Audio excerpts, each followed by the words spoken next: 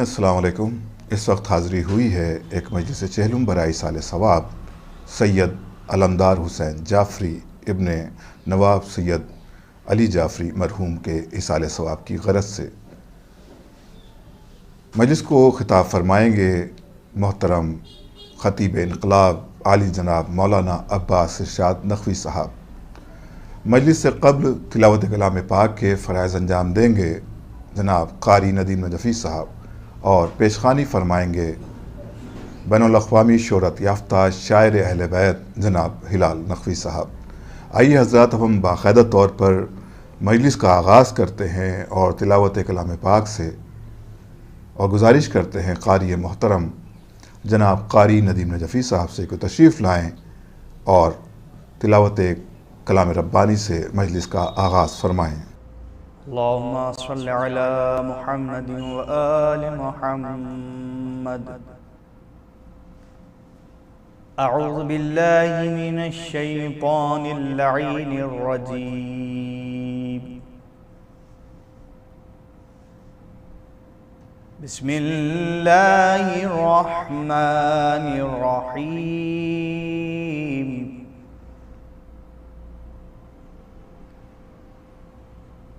الرحمن علم القرآن۔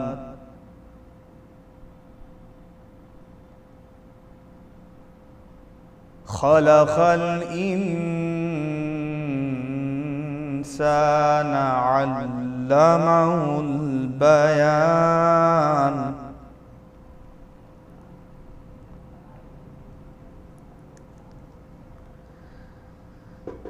الشمس والقمر بحسبان والنجم والشجر يسجدان۔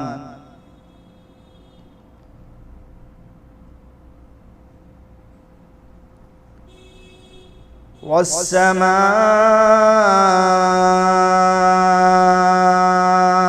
رفعها ووضع الميزان۔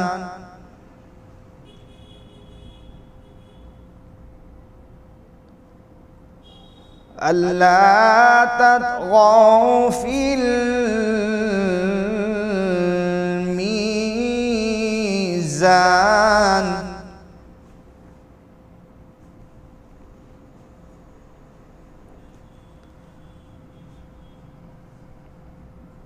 الرحمن علم القرآن خلق الإنسان علمه البيان۔ الشمس والقمر بحسبان۔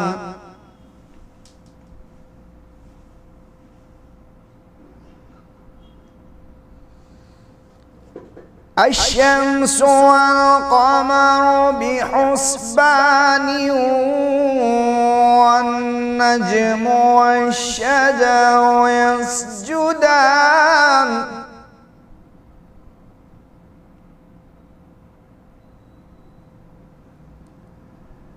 والسماء رفعها ووضع الميزان ألا تطغوا في الميزان۔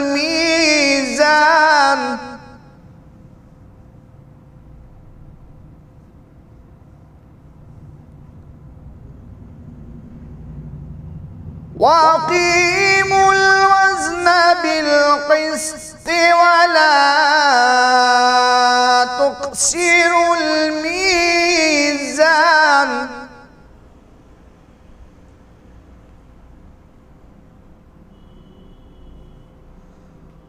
والأرض وضعها للأنام فيها فاكهة والنخل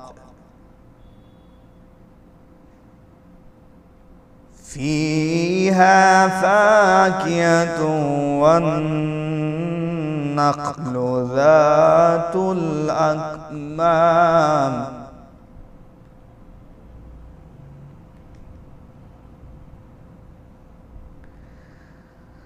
والحب ذو العصف والريحان فبأي آلاء ربكما تكذبان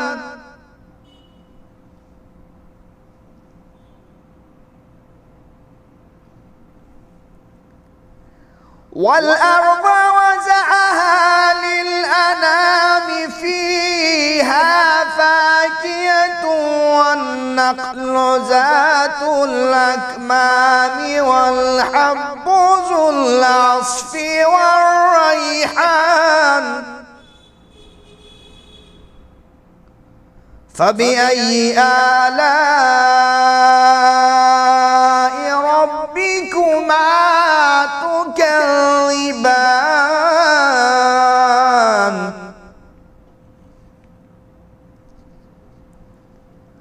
خلق الإنسان من صلصال كالفخار وخلق الجان من مارج وخلق الجان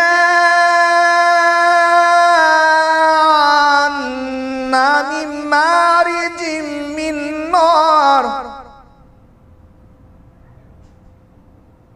فبأي آلاء ربكما تكذبان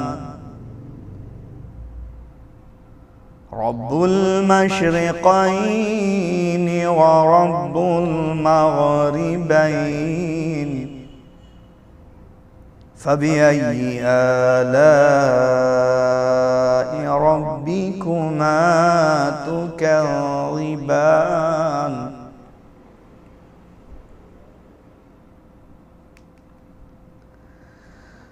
رب المشرقين ورب المغربين فبأي آلاء ربكما تكذبان مرج البحرين يلتقيان بينهما برزخ لا يبغيان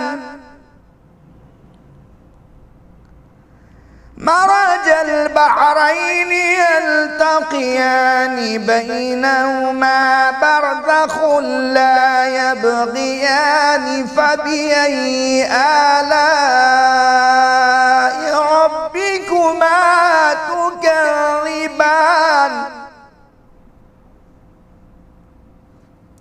يخرج منهما اللؤلؤ والمرجان فبأي آلاء ربكما تكذبان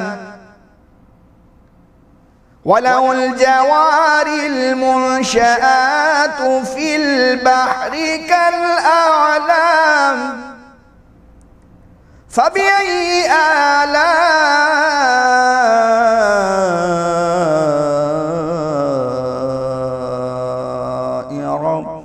ربكما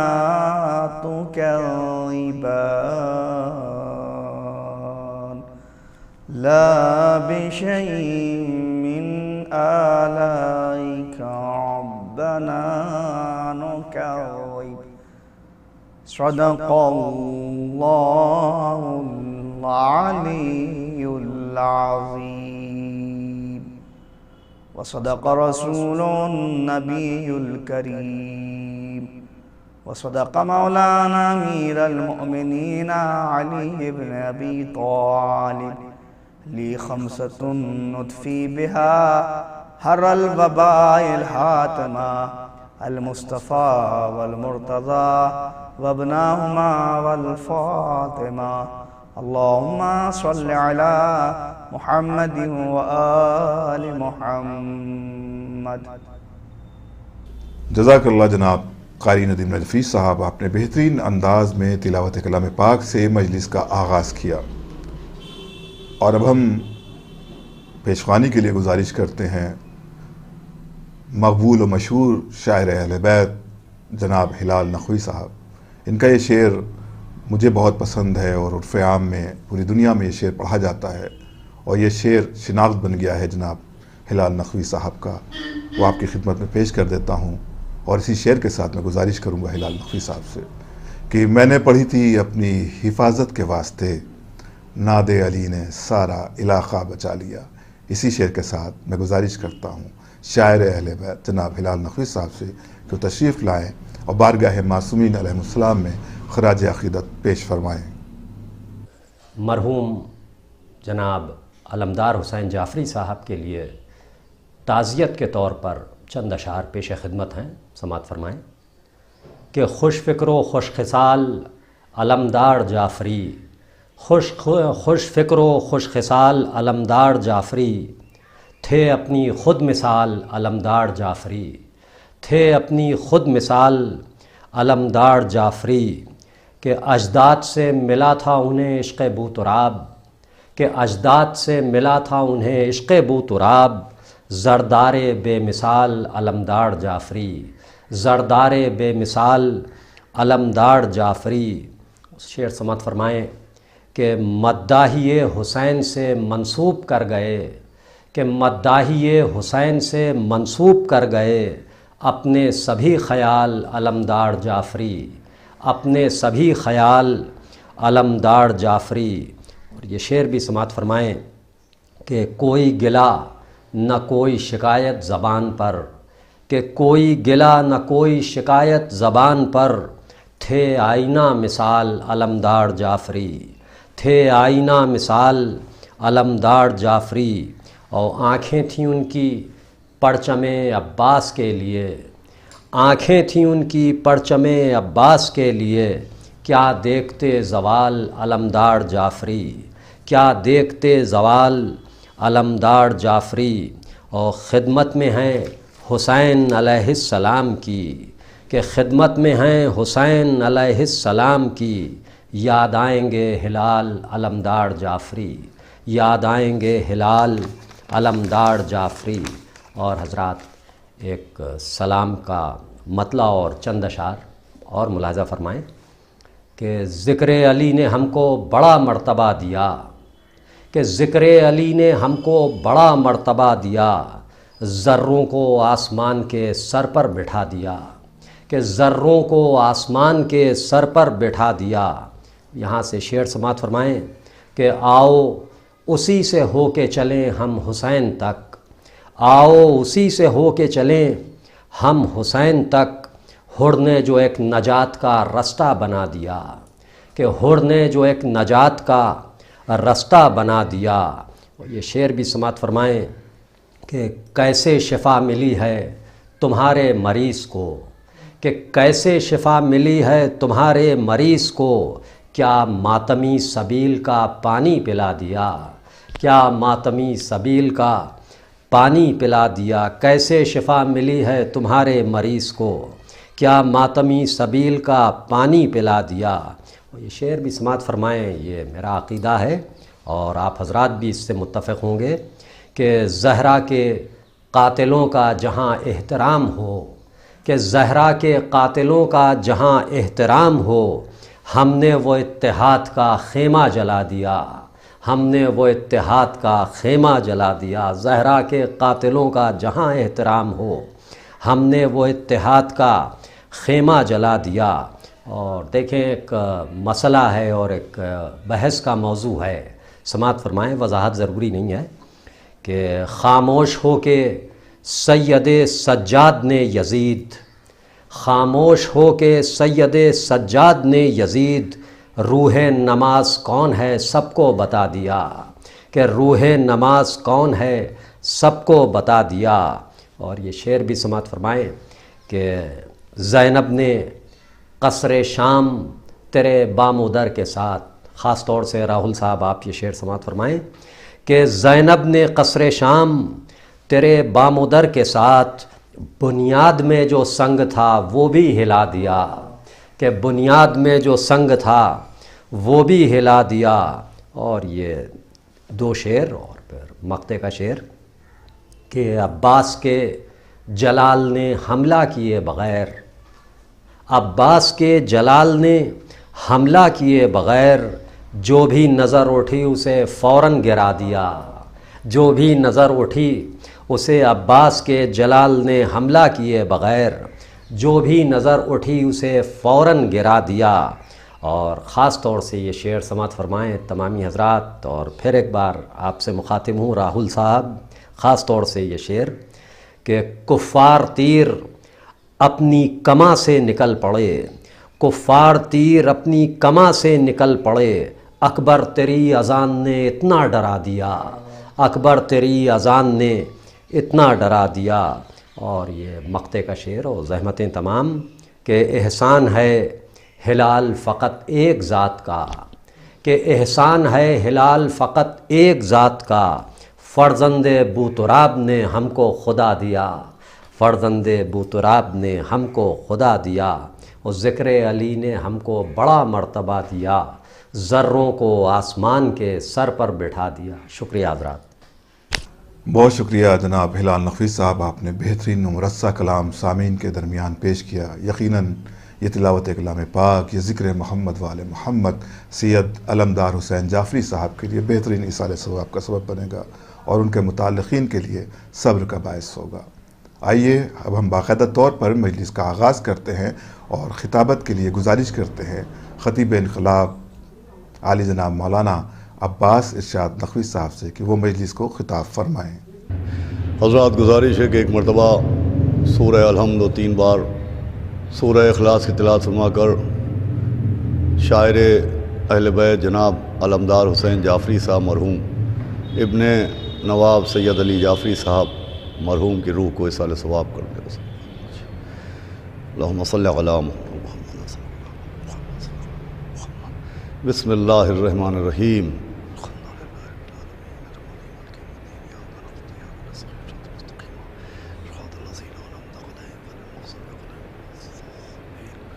بسم اللہ الرحمن الرحیم۔ بسم اللہ الرحمن الرحیم۔ بسم اللہ الرحمن الرحیم۔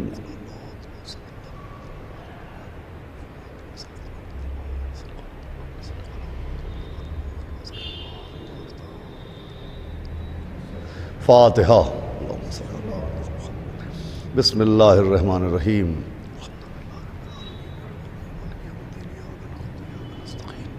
اهدنا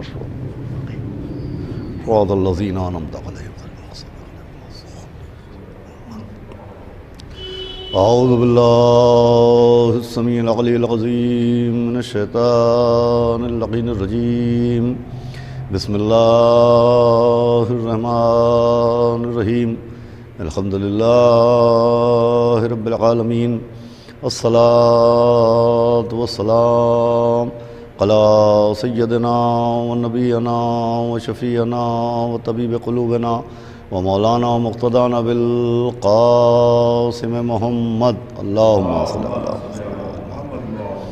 وآله الطيبين الطاهرين المعصومين ولعنة الله على أعدائهم أجمعين من يومنا هذا إلى يوم الدين اما بعد فقد قال اللہ سبحانہ تبارک و تعالی فی القرآن المجید والفرقان الحمید بسم اللہ الرحمن الرحیم ان الدین عند اللہ الاسلام۔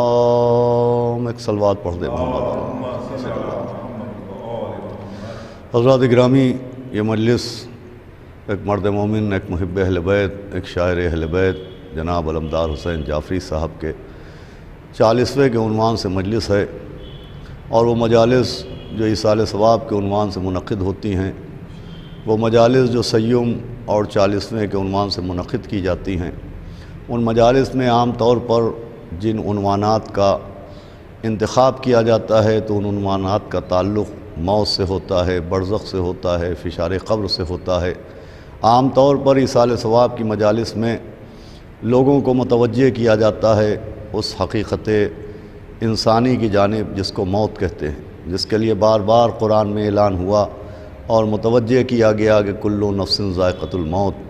ایصال ثواب کی مجالس کا مقصد ہی یہ ہوتا ہے کہ انسان اس زندگی کے بعد جو زندگی ہے اس کی جانب متوجہ ہو اور اس زندگی میں آخرت کا سامان مہیا کرے۔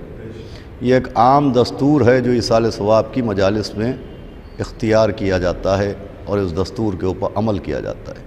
لیکن کچھ ایصال ثواب کی مجالس وہ ہوتی ہیں کہ جس میں ایک دستور خاص ہوتا ہے۔ وہ ایصال ثواب کی مجالس جو ایسی شخصیات کے ایصال ثواب کے لیے منعقد کی جاتی ہیں جن شخصیات کا تعلق شعبہ علم سے ہوتا ہے، یا جن شخصیات کا تعلق شعبہ ادب سے ہوتا ہے، یا جن شخصیات کا تعلق شعبہ سخن سے ہوتا ہے۔ یعنی وہ مجالس جو کسی عالم دین کے ایصال ثواب کی غرض سے منعقد کی جائے، کسی ادیب کے ایصال ثواب کے لیے منعقد کی جائے، کسی خطیب کے ایصال ثواب کے لیے منعقد کی جائے، یا کسی شاعر اہل بیت کے ایصال ثواب کے لیے منعقد کی جائے، اس کا دستور مختلف ہوتا ہے۔ ان مجالس میں عنوانات ان شخصیات کی صلاحیت کو دیکھتے ہوئے اختیار کیے جاتے ہیں۔ چنانچہ یہ جس شخصیت کے ایصال ثواب کی مجلس ہے، ہمارے علمدار حسین جعفری صاحب مرحوم، سننے والے بہتر جانتے ہیں کہ پٹنہ اور مظفر پور بلکہ پورے بہار کے ایک عظیم خانوادے کی فرد تھے۔ نواب سجاد علی صاحب مرحوم کی مشہور شخصیت اور ان کے بھائی کے پوتے بھی تھے، اور نواب علی جعفری صاحب جنہیں لوگ نواب علم صاحب کے نام سے جانتے تھے، ان کے نور نظر ان کے فرزند تھے۔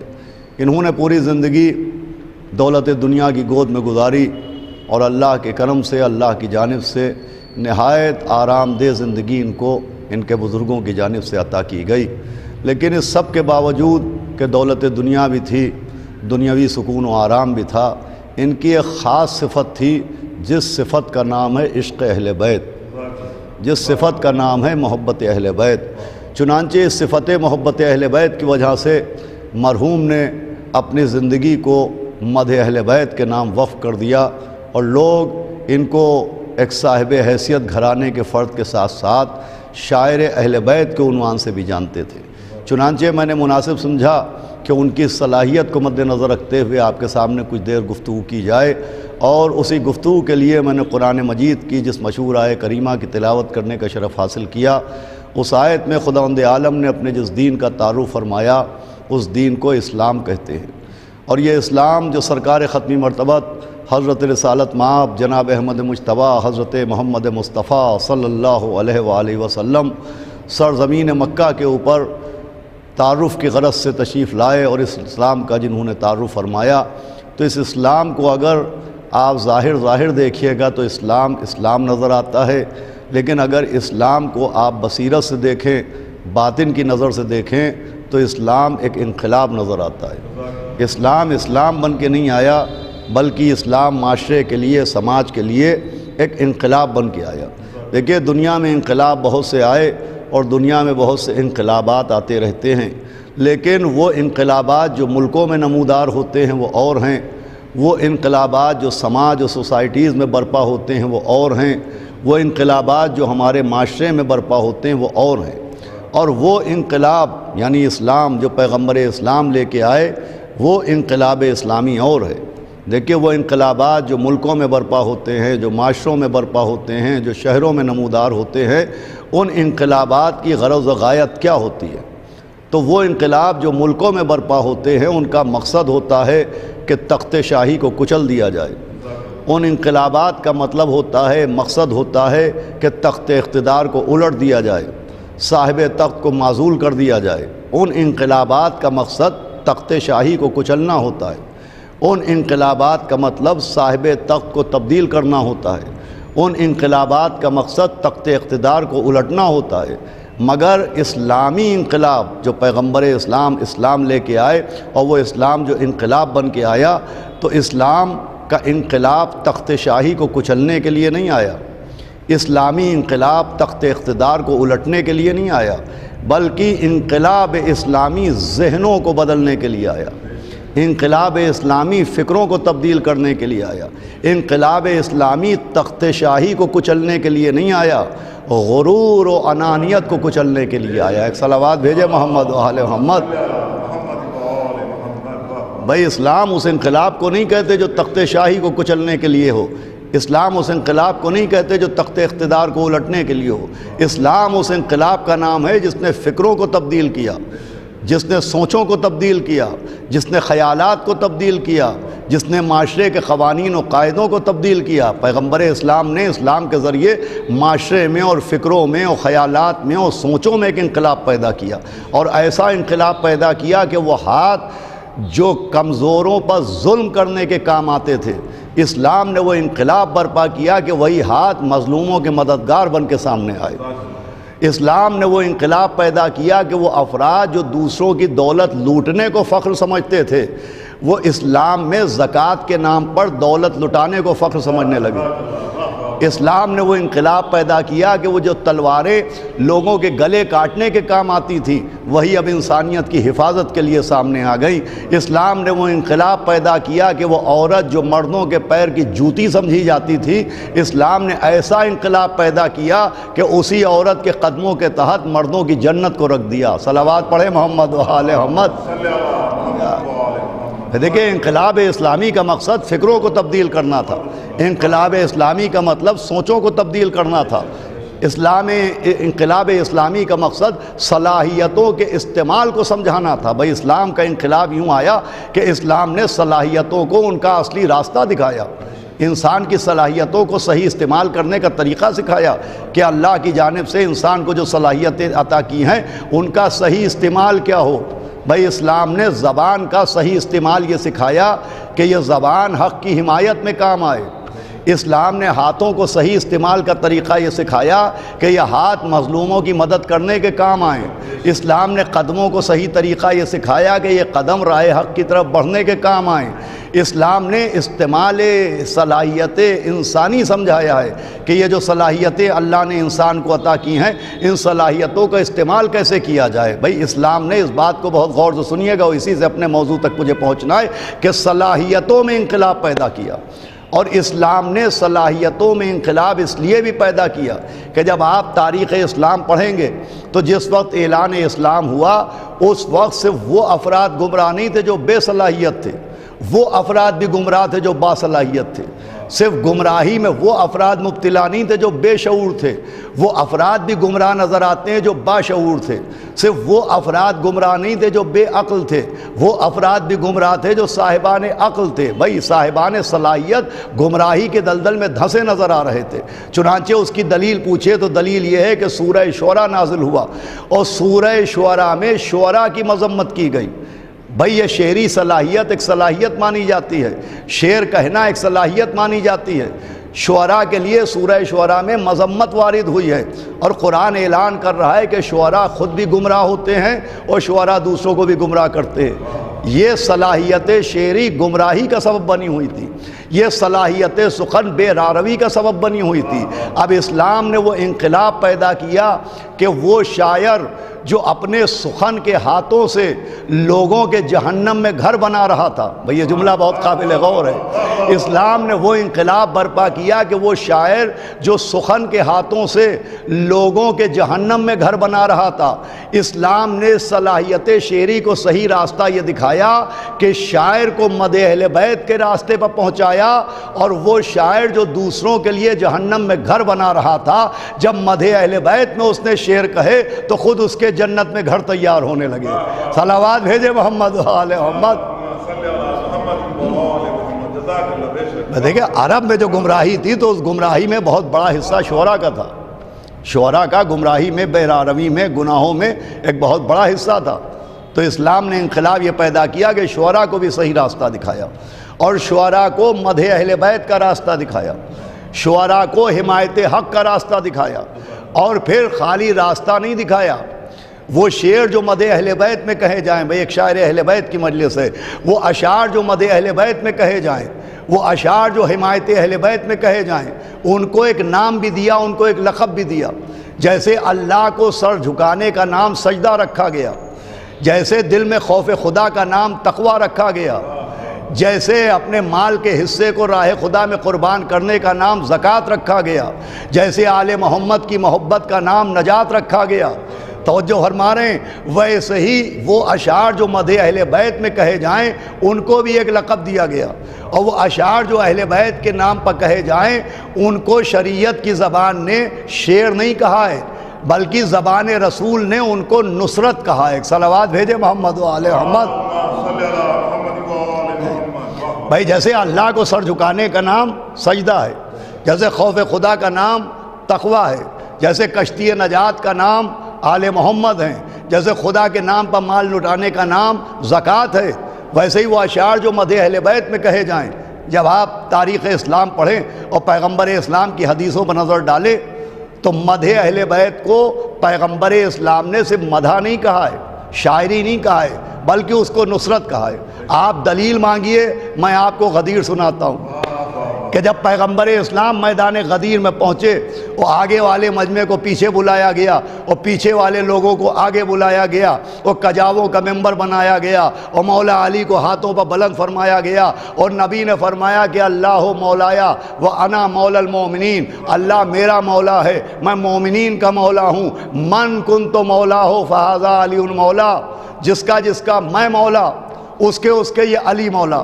اب جب پیغمبر اسلام نے اعلان ولایت کر دیا، پیغام ولایت پہنچا دیا، اور جب پیغمبر اسلام خطبہ غدیر دے کے ممبر سے اترے تو تاریخ گواہی دے رہی ہے کہ مجمع غدیر میں حسان ابن ثابت جیسے شاعر بزم رسول موجود تھے، جناب حسان ابن ثابت جیسے شاعر بزم رسول موجود تھے۔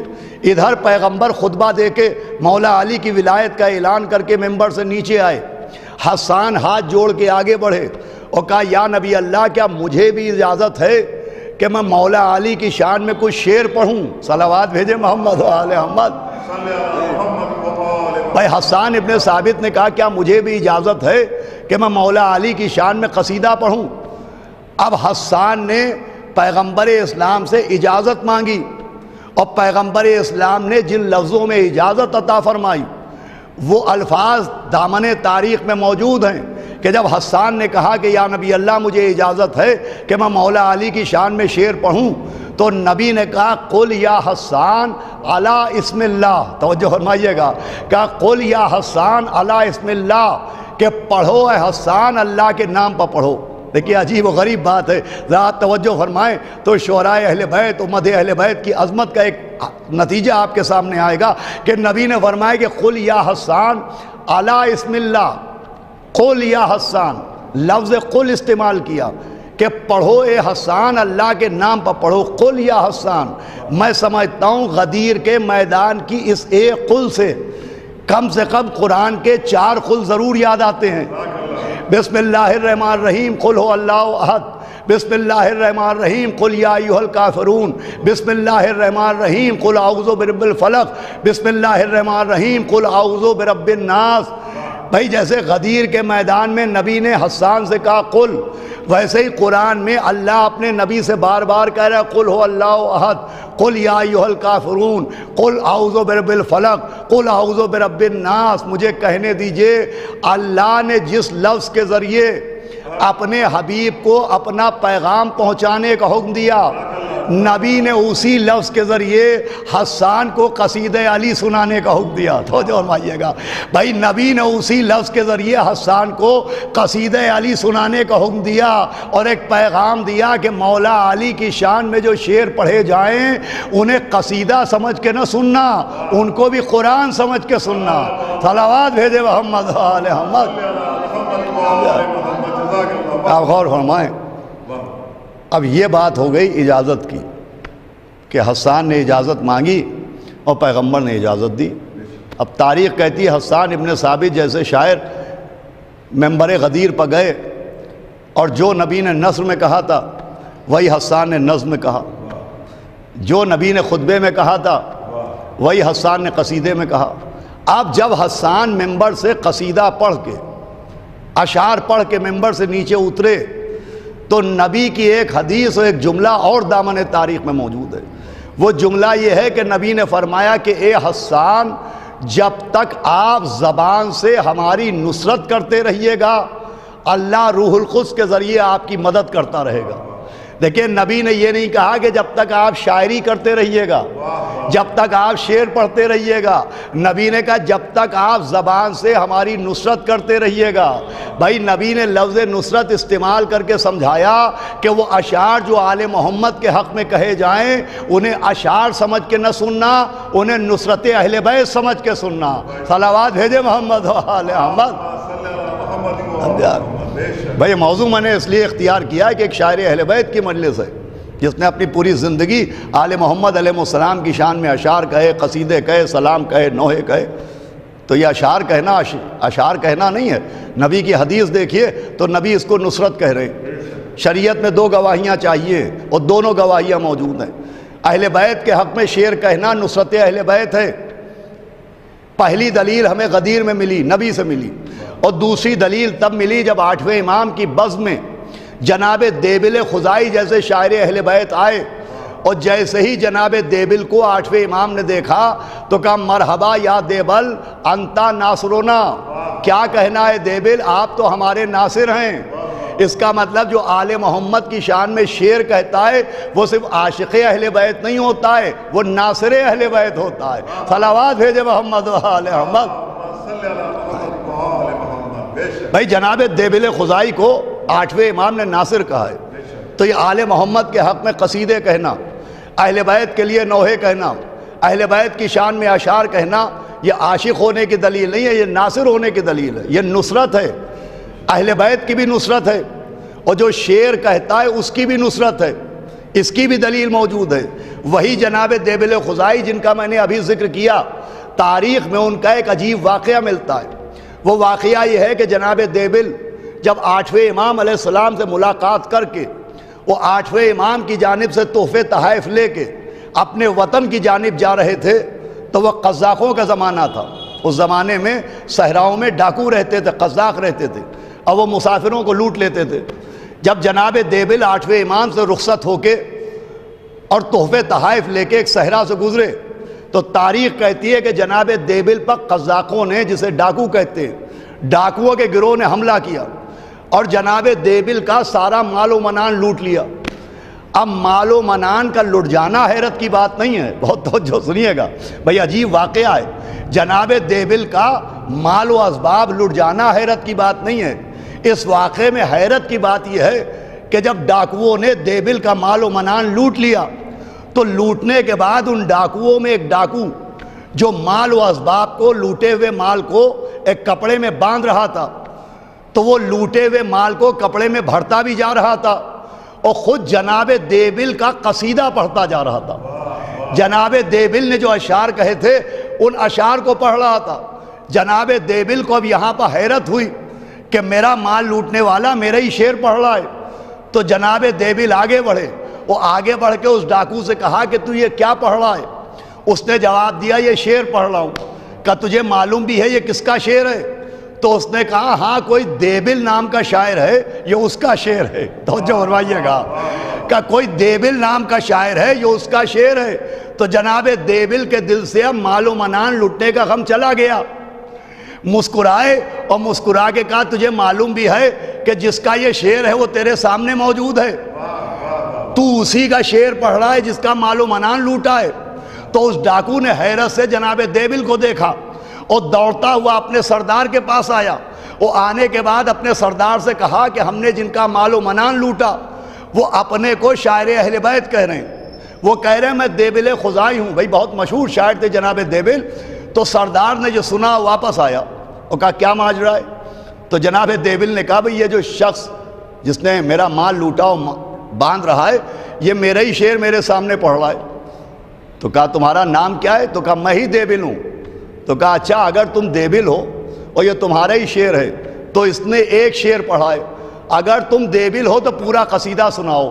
صلوات بھیجے محمد و آل محمد۔ میں دیکھیں شاعروں کو اس سے اچھا موقع کیا چاہیے کہ کوئی ان سے کہے کہ شعر سناؤ۔ صلوات بھیجے محمد و آل محمد۔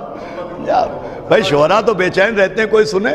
اب جناب دیبل کا ایک مال لٹا، اس کا غم چلا گیا۔ ڈاکوؤں کا سردار ان سے کہہ رہا ہے کہ پورا قصیدہ سناؤ۔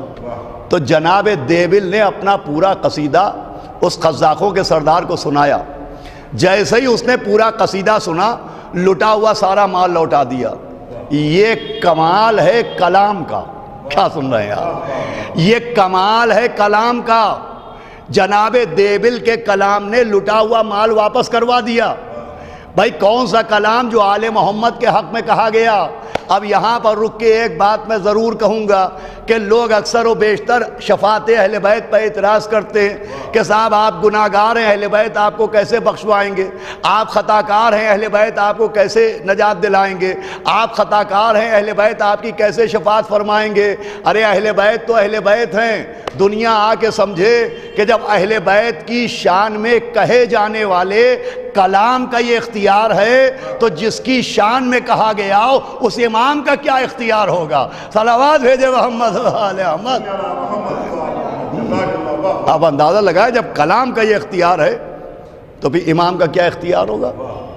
بھائی شعراء اہل بیت کا کلام بھی با اختیار ہوتا ہے۔ بس آخری منزل ہے اور گفتگو کو میں سمیٹ رہا ہوں۔ آل محمد کے حق میں جو کلام کہا جائے اس کا بھی اختیار ہوتا ہے، جس کی ایک دلیل جناب دیبل کا واقعہ ہے۔ وہ ایک دلیل اور سن لیں اور بات کو آخر تک پہنچا دوں اور ایک نتیجہ آپ تک دے دوں اور گفتگو کو ختم کر دوں۔ بھائی شعراء اہل بیت کے کلام میں اختیار ہوتا ہے۔ امام تو امام، آل محمد کے حق میں جو شعر کہے جائیں ان اشعار میں اختیار ہوتا ہے، ان اشعار میں اثر ہوتا ہے۔ وہی عرض کرنا ہے۔ پہلی دلیل جناب دیبل کا واقعہ ہے، اور دوسری دلیل میں کل رات میں بھی آن لائن مجلس پڑھ رہا تھا اور پٹنہ ہی کے مرد مومن جناب جاوید مہدی صاحب کے 40ویں کی مجلس تھی، اس میں نے اس طرف اشارہ کیا تھا، صرف اپنی ایک بات پہنچانے کے لیے اس واقعے کا سہارا لینا چاہتا ہوں۔ میں نے کل عرض کیا تھا کہ سید حمیری جو چھٹے امام جعفر صادق علیہ السلام کی بزم کے شاعر تھے، وہ سید حمیری جنہیں امام نے سید الشعراء کہا تھا۔ اب ایک واقعہ ان کا بھی ملتا ہے۔ وہ شاعر تھے دور امام جعفر صادق کے، لیکن یہ واقعہ ہے 8ویں امام کے زمانے کا۔ غور سے سنیے گا، 8ویں امام سے حدیث ہے، 8ویں امام سے روایت ہے کہ 8ویں امام اپنی بزم میں بیٹھے ہوئے تھے تو ایک چاہنے والے بزم امام میں حاضر ہوئے، تو 8ویں امام نے فرمایا کہ میں نے چاہا کہ تم آؤ تو میں اپنا خواب سناؤں۔ 8ویں امام اپنے چاہنے والے سے کہہ رہے کہ میں چاہتا ہوں کہ تمہیں اپنا خواب سناؤں، تو صحابی نے ہاتھ جوڑے کہ حضرت بسم اللہ۔ تو 8ویں امام ابو الحسن حضرت علی ابن موسیٰ رضا علیہ السلام نے فرمایا کہ میں نے رات میں خواب دیکھا کہ آسمان کی جانب 100 زینے گئے ہیں، ایک سیڑھی ہے جس میں 100 زینے ہیں جو آسمان کی جانب گئی ہے۔ تو 8ویں امام نے فرمایا کہ میں ان زینوں پر ہوتا ہوا آسمان تک پہنچا، اور میں نے آسمان پر پہنچ کے دیکھا کہ ایک بزم سجی ہوئی ہے۔ 8ویں امام فرماتے میں نے دیکھا ایک نورانی تخت بچھا ہوا ہے، اور نورانی تخت پر میرے نانا رسول خدا بیٹھے ہیں، میرے نانا رسول خدا بیٹھے ہیں۔ 8ویں امام فرماتے کہ میں نے اپنے نانا کو سلام کیا، میرے نانا نے جواب سلام دیا، اور پھر داہنی جانب اشارہ کیا کہ ابو الحسن ان کو بھی سلام کرو۔ 8ویں امام کہتے ہیں میں نے دیکھا کہ نبی کے پہلو میں میرے دادا مولا علی بیٹھے تھے، کہ میں نے ان کو بھی سلام کیا۔ پھر 8ویں امام فرماتے کہ میرے نانا نے بائیں جانب اشارہ کیا کہ ان کو بھی سلام کرو، کہ میں نے دیکھا میری دادی جناب زہرا بیٹھی تھیں۔ 8ویں امام کہتے ہیں میں نے ان کو بھی سلام کیا۔ پھر میرے نانا نے پشت کی طرف اشارہ کیا اور ان کو بھی سلام کرو، کہ میں نے دیکھا مولا حسن و مولا حسین ہیں، میں نے ان کو بھی سلام کیا۔ اب قابل توجہ بات ہے، پھر 8ویں امام کہتے ہیں میرے نانا رسول خدا نے سامنے کی طرف انگلی سے اشارہ کیا کہ ابو الحسن بیٹا ان کو بھی سلام کرو۔ کہ اب جو میں نے دیکھا تو دیکھا کوئی صاحب ہاتھ میں ایک بیاض لیے کھڑے ہیں۔ 8ویں امام کہتے خواب میں نے اپنے نانا سے پوچھا کہ یہ کون ہیں؟ دیکھیں ایک بات یہاں بھی یہ بھی یاد رکھیے گا کہ اگر ایک معصوم کبھی دوسرے معصوم سے سوال کرتا ہے، اگر ایک امام کبھی دوسرے امام سے سوال کرتا ہے تو معصوم کا معصوم سے پوچھنا اس بات کی دلیل نہیں ہوتی کہ پوچھنے والے کو معلوم نہیں ہے۔ بھائی وہ پوچھتے اس لیے ہیں کہ اگر نہ پوچھیں گے تو ہم کو کیسے معلوم ہوگا۔ چنانچہ 8ویں امام کہتے ہیں میں نے نانا سے پوچھا کہ وہ کون؟ تو میرے نانا رسول خدا نے کہا وہ ہمارا شاعر سید حمیری ہے۔ صلوات بھیجے محمد علیہ محمد۔ کہ وہ ہمارا شاعر سید حمیری ہے۔ واقعہ میں نے کل نہیں پڑھا تھا، وہ میرا شاعر سید حمیری ہے۔ 8ویں امام نے سلام کیا۔ اب لوگ سمجھیں اہل بیت کے شعراء کا کیا مرتبہ ہوتا ہے. ارے جسے علیہ السلام سلام کرے اسے شاعر اہل بیت کہتے ہیں. اللہ اکبر. جسے معصوم سلام کرے اسے شاعر اہل بیت کہتے ہیں. 8ویں امام کہتے ہیں میں نے سید ہمگری کو سلام کیا اور اس کے بعد سید ہمگری نے قصیدہ پڑھنا شروع کیا.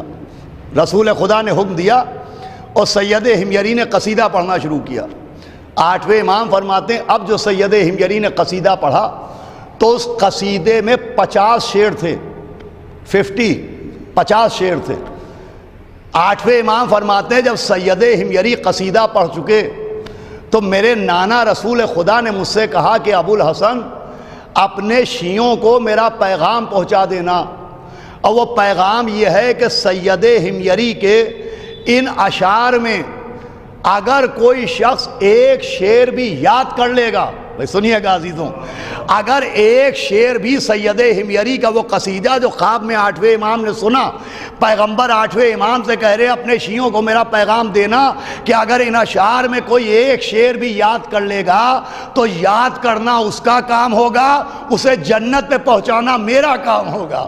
صلوات بھیجے محمد آل محمد.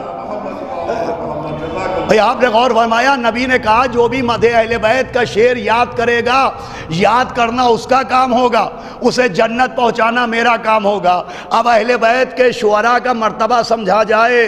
بھئی علمدار جعفری صاحب کے فرزندوں کے دل کی تسلی کے لیے اور علمدار جعفری صاحب کے درجات کی بلندی کے لیے یہی بہت ہے کہ پیغمبر اسلام کی اس حدیث سے ایک پیغام مل رہا ہے کہ جب شعر یاد کرنے والے کا یہ مرتبہ ہے تو شعر کہنے والے کا کیا مرتبہ ہوگا. صلوات بھیجے محمد آل محمد. ایک صلوات اور پڑھ دے محمد آل محمد. بس عزیزو تمام ہو رہی گفتگو پاک. بھئی اہل بیت کے حق میں شعر کہنا عاشق ہونے کی دلیل نہیں ہے. شاعر اہل بیت صرف عاشق اہل بیت نہیں ہوتا، شاعر اہل بیت ناصر اہل بیت ہوتا. یہ نصرت اہل بیت کی. جناب دیبل خزائی کو ناصر کہا گیا. حسان ابن ثابت سے کہا گیا جب تک تم نصرت کرتے رہو گے اللہ روح القدس کے ذریعے تائید کرتا رہے گا. سید ہمگری کو سید الشعراء کہا گیا. یہ مرتبہ شعراء اہل بیت کا. مگر عزیزو آخر میں اس مرتبے تک پہنچنے کی ایک شرط بھی ہے. وہ شرط سن لیجئے 5 منٹ میں اور گفتگو کو میں تمام کر دوں. اس مرتبے تک پہنچنے کے لیے جناب دیبل کا مرتبہ، جناب سید ہمگری کا مرتبہ، جناب کمیل اسدی کا مرتبہ، جعفر ابن عیان کا جو مرتبہ ہے، یہ شعراء اہل بیت ہیں جن کے میں نے نام لیے. اس تک پہنچنے کی ایک شرط بھی ہے. وہ شرط یہ ہے کہ میں نے کل رات کی مجلس میں جاوید مہدی صاحب کے چہلم کی مجلس میں جناب سید ہمگری کا ایک واقعہ سنایا تھا، لیکن وہ واقعہ نتیجہ نیا ہے اس لیے پیش کرنا چاہتا ہوں. مختصر کر کے بیان کر رہا ہوں. واقعہ یہ ہے کہ سید ہمگری پہلے کیسانیہ فرقے کے تھے.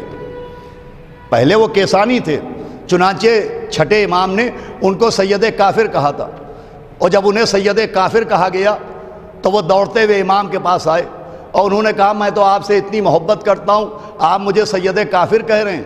تو چھٹے امام نے فرمایا تھا کہ سید ہمگری یاد رکھنا ہماری محبت اس وقت تک فائدہ نہیں پہنچائے گی جب تک تم ہم کو من اللہ امام نہ مان لو گے. بھائی سید ہمگری سے کہا تھا، یہ جملہ یاد ہوگا. چھٹے امام نے فرمایا تھا سید ہمگری ہماری محبت اس وقت تک فائدہ نہیں دے گی جب تک تم ہمیں من اللہ امام نہ مان لو. اب اس جملے کے ذریعے پوری توجہ چاہتا ہوں. شعراء اہل بیت کو ایک پیغام دیا گیا ہے کہ صرف شاعر کا اچھا شعر کہنا کافی نہیں ہے. بھائی شاعر کا صرف اچھا شعر کہنا کافی نہیں ہے، عقیدے کا اچھا ہونا بھی ضروری ہے. صلوات بھیجے محمد و آل محمد. ایک صلوات اور پڑھ دے محمد و آل محمد. بھئی فلاں بہت اچھے شعر کہتے ہیں، وہ بہت اچھے شاعر ہیں. نہیں، بزم اہل بیت میں شرط ہے کہ شاعر کا صرف اچھا شاعر ہونا کافی نہیں ہے، اس کا عقیدہ اچھا ہونا بھی ضروری ہے. عقیدہ اچھا ہونا بھی ضروری ہے کہ شعر بھی اچھے ہوں اور عقیدہ بھی اچھا ہو. جناب دیبل کے اشعار بھی اچھے تھے، عقیدہ بھی اچھا تھا. پھر سید ہمگری جب شیعہ ہو گئے تو اشعار بھی اچھے تھے، عقیدہ بھی اچھا تھا. ایک ایک جملہ سنتے چلیے. جناب دیبل کا عقیدہ کیسا تھا؟ تاریخ میں لکھا ہے جناب دیبل کی قبر کے اوپر کدبہ لگا ہوا تھا. جیسے ہمارے مرحومین کی قبروں پر کتبہ لگا ہوتا ہے، مرحوم کا نام ہوتا ہے، ولدیت ہوتی ہے، تاریخ انتقال ہوتا ہے، ویسے ہی جناب دیبل خزائی کی قبر پہ بھی ایک کتبہ تھا، مگر اس کتبے پر جو لکھا ہوا تھا وہ عبارت یہ تھی کہ یہ اس دیبل کی قبر ہے کہ جو اللہ کو بھی اپنا مولا مانتا ہے، نبی کو بھی اپنا مولا مانتا ہے، اور مولا علی کو بھی اپنا مولا مانتا ہے۔ یہ تھا جناب دیبل کی قبر کا کتبہ۔ ارے جو غدیر کے خطبے میں تھا وہی دیبل کی قبر کے کتبے میں تھا۔ صلوات بھیجے محمد و آل محمد۔ یہ جناب دیبل کا عقیدہ تھا۔ اس کا مطلب صرف اچھا شاعر ہونا کافی نہیں ہے، عقیدے کا اچھا ہونا بھی ضروری ہے۔ اور یہ سید حمیری، میں نے کل پڑھا تھا کہ جس وقت آپ جعفری ہوئے تب آپ نے شعر کہا۔ جس وقت جناب سید حمیری دنیا سے جا رہے تھے تو بہت سے لوگ ان کے چاروں طرف جمع تھے، اس میں غیر بھی تھے، اپنے بھی تھے، شیعہ بھی تھے، غیر شیعہ بھی تھے۔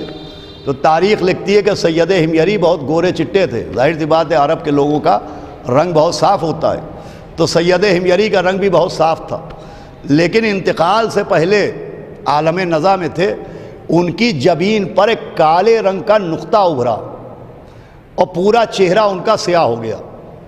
اب جیسے ہی جناب سید حمیری کا چہرہ سیاہ ہو گیا، ویسے ہی چاہنے والے اور جو شیعہ تھے ان کے چہرے اترنے لگے اور دشمن مسکرانے لگے کہ دیکھو شاعر اہل بیت تھا، اہل بیت کی مدح کرتا تھا، اہل بیت کے حق میں شعر کہتا تھا، یہیں معاذ اللہ اس کا چہرہ سیاہ ہو گیا۔ میں کہوں گا چہرہ سیاہ ہو گیا یا غلاف کعبہ ہو گیا؟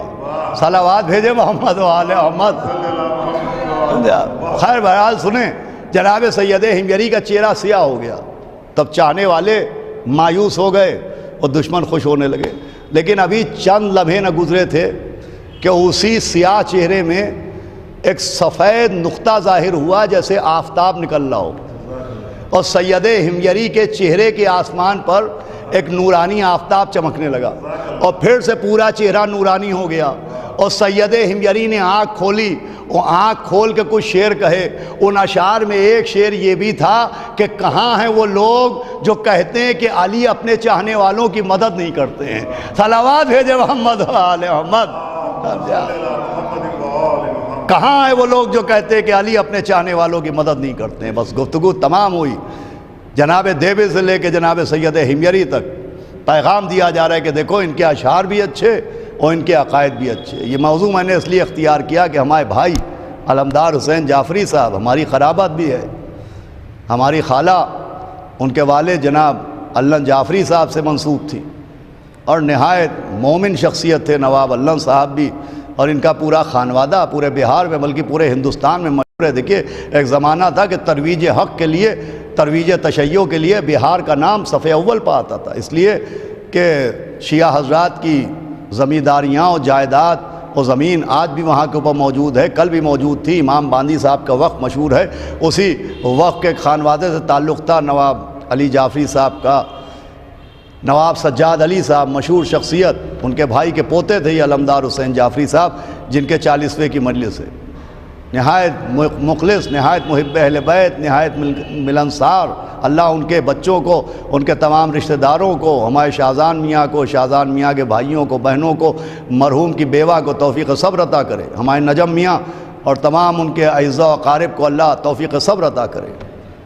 یہ میں نے ابتدائے گفتگو میں کہا تھا کہ بہت صاحب حیثیت گھرانے کے فرد تھے، دولت کے ڈھیر پر پلے، دنیاوی اعتبار سے بھی کسی چیز کی کمی نہیں تھی ان کو، لیکن اس کے باوجود بھی انہوں نے جو اپنی پہچان بنائی تو صاحب حیثیت کے طور پر پہچان نہیں بنائی، شاعر اہل بیت کے طور پر پہچان بنائی۔ ہمارے علمدار حسین جعفری صاحب مرحوم کی جو پہچان تھی وہ شاعر اہل بیت کی تھی، اور پھر شاعر اہل بیت میں بھی اس شرط کو انہوں نے مد نظر رکھا جو شرط ابھی میں بیان کر رہا تھا۔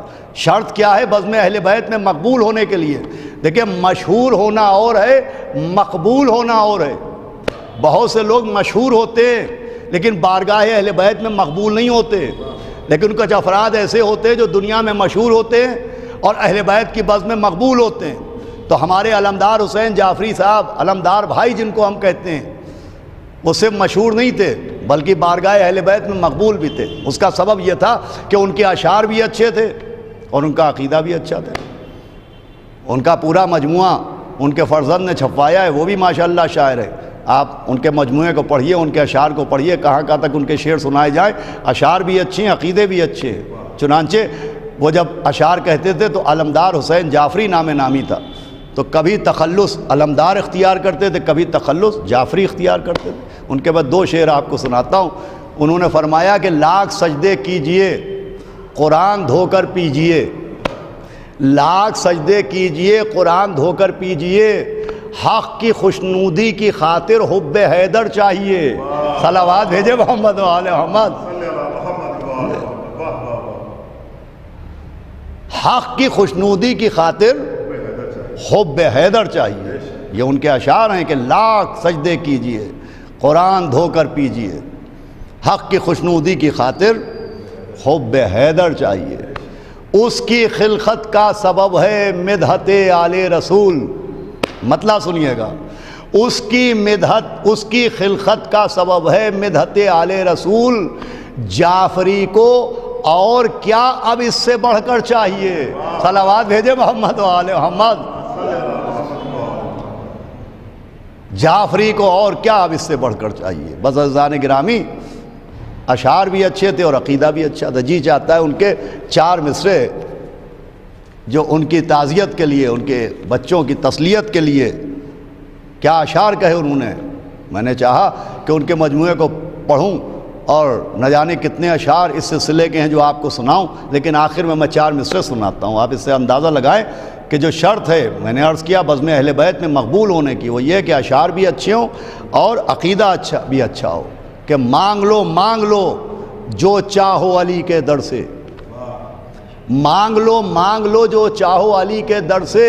بھائی علمدار بھائی فرماتے ہیں کہ مانگ لو جو چاہے علی کے در سے، یہی ایک در ہے جو ہر وقت کھلا رہتا ہے، یہی ایک در ہے جو ہر وقت کھلا رہتا ہے، حق پر مرنے سے علمدار نہیں گھبراتا۔ اللہ اکبر، اللہ ان کے درجات بلند کرے۔ کیا مطلب کہا ہے کہ حق پر مرنے سے علمدار نہیں گھبراتا، حق پر موت آئے تو کچھ اور مزہ ہوتا ہے۔ صلوات بھیجے محمد و آل محمد۔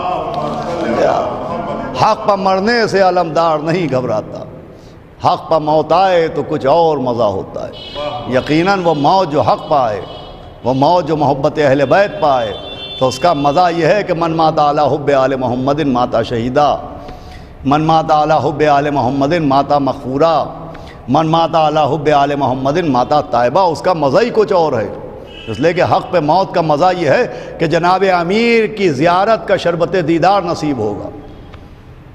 اس لیے جو محب اہل بیت ہوتا ہے وہ موت سے ڈرتا نہیں، موت کی تمنا کرتا ہے۔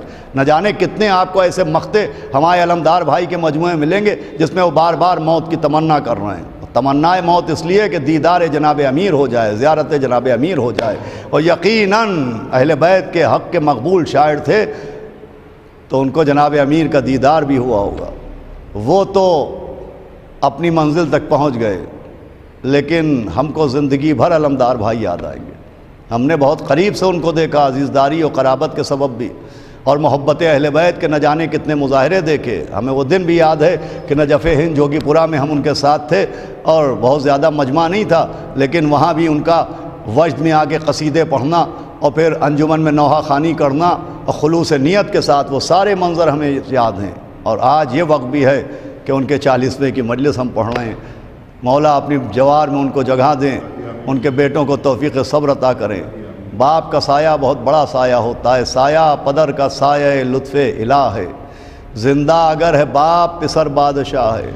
میں ان کے فرزندوں کی خدمت میں، ان کی بیوہ کی خدمت میں، ان کے رشتہ داروں کی خدمت میں عرض کروں گا، یقیناً بہت بڑا صدمہ ہے۔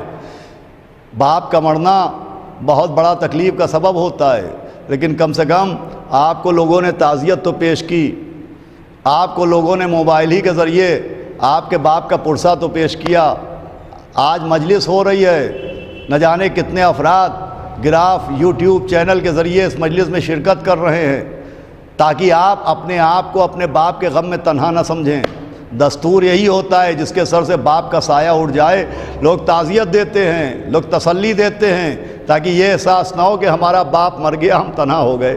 یہ دنیا میں ایک ہی بیٹا نظر آیا، جس کی طرف مجمع تو بہت آ رہا تھا مگر کوئی تعزیت دینے کے لیے نہیں آ رہا تھا، کوئی ہاتھوں میں ہتھکڑیاں پہنانے کے لیے آ رہا تھا، کوئی پاؤں میں بیڑیاں ڈالنے کے لیے آ رہا تھا، کوئی بستر کھینچنے کے لیے آ رہا تھا، کوئی 4 برس کی سکینہ کے تماچے مارنے کے لیے آ رہا تھا۔ ہاں عزیزوں، آپ رونے کے اوپر آمادہ ہو گئے ہوں گے، ہونا تو یہی چاہیے تھا کہ میں مولا حسین کے مصائب پڑھوں، لیکن ان کے والد نے ان کا نام علمدار رکھا تھا۔ میں چاہتا ہوں کہ مولا عباس کے مصائب کے عنوان سے کچھ باتیں عرض کر کے گفتگو کو تمام کر دوں۔ بھئی یہ لفظ علمدار جب بھی آتا ہے تو ہم کو مولا حسین کا علمدار یاد آتا ہے، وہ علمدار کہ جس کی تمنا مولا علی نے کی تھی، وہ علمدار کہ کوئی مصیبت پڑے تو ہم یا عباس کہتے ہیں، وہ علمدار کوئی آفت آئے ہم مولا عباس کو پکارتے ہیں۔ دیکھیں ہمارے گھروں میں ایک خاص دستور ہے کہ یوں ٹھوکر لگی ہم نے کہا یا علی مدد، بیمار ہوئے یا علی مدد، لیکن اگر کوئی بہت بڑی مصیبت آئے تو ہم سیدھے مولا عباس کو آواز دیتے ہیں، اے جان و دل حیدر کرار علمدار، اے قوت دستے شہ ابرار علمدار، تم مر گئے اب میرا علم کون اٹھائے، اب کس کو کروں فوج کا سردار علمدار، دکھلا دو بس ایک بار مجھے چاند سی صورت، مرتا ہے تیرا طالب دیدار علمدار، جب تک صف ماتم میری دنیا میں بچھے گی روئیں گے تجھے شہ کے عزادار علمدار۔ بھائی ہم ہر موقع پر مولا عباس کو پکارتے ہیں، مصیبت کے موقع میں علمدار عباس کو آواز دیتے ہیں، تو یہ صرف ہماری عادت نہیں ہے، یہ بھی ہمیں کربلا سے ملا ہے۔ ہم نے دیکھا کہ جناب عباس کے شانے کٹنے کے بعد مولا حسین جناب عباس کا لاشا لے کے تو نہیں آئے، ان کا خون میں ڈوبا ہوا علم لے کے آئے۔ علم آ رہا ہے، علمدار نہیں آیا۔ اب تک جب بھی مولا حسین کسی شہید کا لاشا لے کے آتے تھے تو بیویاں اس شہید کا نام لے لے کے روتی تھی۔ جب جناب علی اکبر کا لاشا آیا تو بیویوں نے نام لے کے واہ علی اکبرہ کہہ کے جناب علی اکبر کا ماتم کیا۔ جب جناب قاسم کا پامال لاشا آیا تو بیویوں نے واہ قاسمہ کہہ کے قاسم کا ماتم کیا۔ لیکن جب جناب عباس کا علم لے کے مولا حسین آئے تو اس علم کو آگے بڑھ کے بی بی زینب نے سنبھالا اور خیمے کے اندر لے کے آئیں، وہ علم کو قالین پائے سے لٹا دیا جیسے جناب عباس کا لاشا لٹایا جا رہا ہو، جیسے علمدار کی میت لٹائی جا رہی ہو، اور اس کے بعد سیدانیوں نے حلقہ بنایا۔ بھائی ہونا یہ چاہیے تھا کہ جناب عباس کے علم پر جب ماتم ہوا تھا تو واہ عباسہ کی آوازیں آتی، واہ علمدار کی آوازیں آتی، لیکن جناب عباس کے علم کے چاروں طرف سیدانیوں نے حلقہ بنایا، اپنی اپنی چادریں علم پر ڈالی، وہاں پر واہ عباسہ کہہ کے ماتم نہیں ہو رہا تھا۔ بھائی عجب آواز آ رہی تھی، کلیجہ ٹکڑے ٹکڑے ہو جائے گا، آواز آ رہی تھی واہ عزتا، واہ غربتا، واہ حرمتا، اللہ اکبر۔ وہ جناب عباس کا اثر اور وہ جناب عباس پر بھروسہ تھا کہ واہ عزتا کہہ کے گریہ کیا گیا، واہ حرمتا کہہ کے گریہ کیا گیا۔ وصیت کی تھی نا کہ میرا علم نہ میرا لاشا نہ اٹھایا جائے، اس لیے علم اٹھا۔ بس آخری بات و گفتگو کو تمام کر رہا ہوں۔ اس کے بعد وہی علم جو جناب عباس کے ہاتھوں میں تھا، وہی علم جو مولا حسین نے خون بھرا علم خیمے تک پہنچایا، وہی علم جب لٹا ہوا قافلہ مدینے پہنچا تو چوتھے امام نے علم بشیر کے ہاتھوں میں دیا اور کہا جاؤ بشیر جا کے بتاؤ کہ اب مدینہ رہنے کے قابل نہیں رہا، اے بشیر جا کے بتاؤ زینب آئی ہیں، حسین نہیں آئے ہیں، ام لیلہ آئی ہیں، علی اکبر نہیں آئے ہیں، بتاؤ علم آیا ہے، علمدار نہیں آئے ہیں۔ اللہ اکبر، مجلس تمام ہو رہی ہے۔ بشیر علم لے کے آگے بڑھا، ابھی مرثیہ پڑھتا ہوا کچھ دور چلا تھا کہ ایک مرتبہ مجمع چھٹنے لگا، ایک چھوٹا سا شہزادہ دوڑتا ہوا آیا، آنکھیں عباس کی آنکھوں جیسی، چہرہ عباس کے چہرے جیسا، جمال عباس کے جمال جیسا، جلال عباس کے جلال کا جیسا۔ اور آگے بڑھنے کے بعد بشیر کا ہاتھ پکڑا، کہا بشیر یہ میرے باپ کا علم تیرے ہاتھ میں کیسے آ گیا، یہ میرے باپ کا علم تیرے ہاتھ میں کیسے آ گیا؟ بشیر کہتا ہے میں نے بچے کے سر پہ ہاتھ رکھا، آواز دی شہزادے آپ عباس کے بیٹے ہیں۔ بچے نے اپنے سر کو تسلیم کی صورت میں جھکایا، آواز دی آپ کے بابا کربلا میں مارے گئے۔ بشیر کہتا ہے بچہ رویا نہیں، صرف اتنا پوچھا کہ مجھے یہ نہ بتا کہ میرے بابا مارے گئے، اتنا بتا دے کہ سکینہ کے سر پر باپ کا سایہ باقی ہے کہ نہیں، ارے سکینہ کے بابا سلامت ہے کہ نہیں۔ بشیر نے کہا لا قتل الحسین بے کربلا، جسے سیدہ نے چکیاں پیس کے پالا وہ کربلا میں رلا رلا کے مارا گیا۔ بشیر کہتا ہے بچہ میرا ہاتھ پکڑ کے مجھے ساتھ میں لے چلا، مسجد نبوی آ گئی۔ بشیر کہتا ہے بچے نے کہا بشیر اپنا سر جھکا لو۔ بشیر کہتا ہے میں نے سر جھکایا۔ کہا بشیر اپنی آنکھیں بند کرو۔ بشیر کہتا ہے میں نے آنکھیں بند کی۔ کہا بشیر اپنے چہرے پر چادر ڈالو۔ بشیر کہتا ہے میں نے چہرے پہ چادر ڈالی اور بھی ہاتھ جوڑے، میں نے کہا شہزادے، اے عباس کے یتیم، اے علمدار کے فرزند، میری آنکھیں کیوں بند کروا دی، میرا چہرہ کیوں جھکوا دیا؟ تو پلٹ کے اس بچے نے کہا خبردار بشیر آنکھیں نہ کھولنا، عباس کی ماں آ رہی ہیں۔ مجلس تمام ہو گئی۔ اے یتیم جناب عباس، دادی کے پردے کا اتنا اہتمام کیا، رضا شام غریبہ کربلا میں آ کے دیکھیے، آپ کے بابا کی شہادت کے بعد سیدہ کی بیٹیوں کے سروں سے چادریں چھین لی گئی، خیموں میں آگ لگائی گئی، سیدانیوں کے نعرے بلند تھے، اے جان و دل حیدر کرار علمدار، اے قوت دست شہ ابرار علمدار، الا لعنت اللہ علی القوم الظالمین سیعلم الذین ظلموا ای منقلب ینقلبون۔ حضرات پھر سے ایک مرتبہ سورہ الحمد و سورہ اخلاص کی تلاوت فرما کر شاعر اہل بیت، مداح اہل بیت جناب سید علمدار حسین صاحب جعفری ابن نواب سید علی جعفری صاحب عرف علم صاحب مرحوم کی روح کو اثار ثواب کر دیں۔ اللہ صاحب بسم اللہ الرحمن الرحیم۔ صراط الذین انعمت علیہم۔ بسم اللہ الرحمن الرحیم۔ قل هو اللہ محمد۔ جزاک اللہ محترم عباس ارشاد نقوی صاحب، آپ کا بہترین بیان سامعین کے درمیان پیش ہوا۔ یقیناً یہ ذکر محمد وآل محمد، یہ تلاوت کلام ربانی مرحوم سید علمدار حسین جعفری صاحب کے لیے بہترین اصال ثواب کا سبب بنے گا۔ اور آخر میں سبھی مومنین کا شکریہ ادا کرتا ہوں جنہوں نے آن لائن اس وقت مجلس کو سماعت کیا۔ میں مرحوم کے متعلقین کی جانب سے، غمزدہ اہلیہ کی جانب سے، سید علمدار حسین جعفری صاحب کے بیٹے بیٹیوں اور داماد و جملہ اہل خاندان کی جانب سے آپ سبھی کا شکریہ ادا کرتا ہوں۔ بالخصوص شکریہ ادا کیا جاتا ہے قاری محترم جناب قاری ندیم نجفی صاحب کا، شاعر اہل بیت جناب ہلال نقوی صاحب کا، اور خطیب اہل بیت، ذاکر اہل بیت مولانا عباس ارشاد نقوی صاحب کا۔ مومنین آپ سے گزارش ہے کہ ایک بار سورہ حمد اور 3 بار سورہ قل هو اللہ کی تلاوت فرما کر مرحوم سید علمدار حسین جعفری ابن نواب سید